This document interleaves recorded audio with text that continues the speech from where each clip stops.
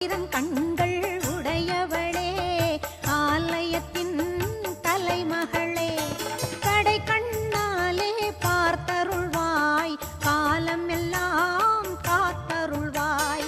கடை கண்ணாலே பார்த்தருள்வாய், காலம் எல்லாம் காத்தருள்வாய்.